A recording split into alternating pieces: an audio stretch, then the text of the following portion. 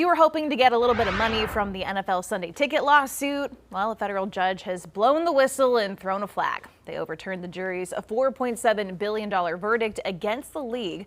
Subscribers sued, claiming the NFL violated antitrust laws in distributing out-of-market Sunday afternoon games on a premium service. Joining us now to talk all about it is our chief legal analyst, Khalif Rhodes. So the judge says that two plaintiffs' witnesses should have been excluded from this. Well, the judge didn't throw yellow or red flag, green flag. It's all about the money. So let's start there. This was something that, while it would have helped folks get money into their pocket, the bigger process was to open up the door for them to get access to games that are out of network, because what they've argued is that the NFL has managed this contracts with all the various agencies to ensure that the prices go up and you don't get an opportunity to get it, except if you use it through NFL Network or Sunday Ticket. So what I can say is that was the first argument. But what happened here was great lawyering by the defense and the prosecutor. This case started in 2017, kicked its way through the court for a number of years. The judge actually allowed it to go forward, and then it's the same judge that actually made the decision to toss the verdict.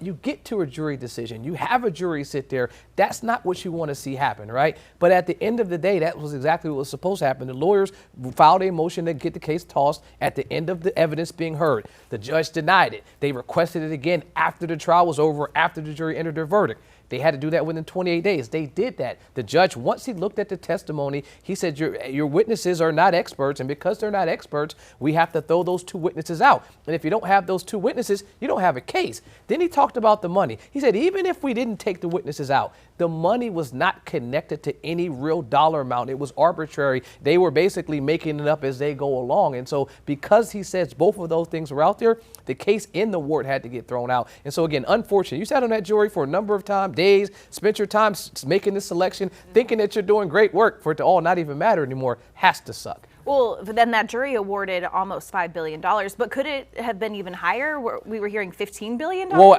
I looked at the calculations that they looked at, and this is what the judge walked through. He said it started with about $9 billion, and it was all the way up to like $60 billion. But he said all of those numbers didn't make sense because none of it was based on any real world logic. Specifically, why he got rid of the experts was because none of their numbers was based on actual economics. They used some college football analogies. They used a number of things that they thought were hypotheticals. And he said because you couldn't get any real world data to actually come up with these numbers, and even when the jury got sent back, they asked the judge, give us some instructions on how we can calculate these amounts. They basically just took what they thought was the right number times the amount of subscribers times the amount of retail customers, and that's what the number is that they got out there. But the judge said that wasn't something that was based on science, and because it wasn't, the number has to go out. But it could have been even more. Well, people always wonder how they come up with these massive numbers in lawsuits. But do we see an appeal here?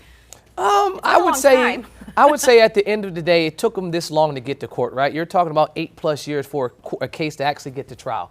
And at the end of the day, it cost thousands of dollars, probably hundreds of thousands in legal fees.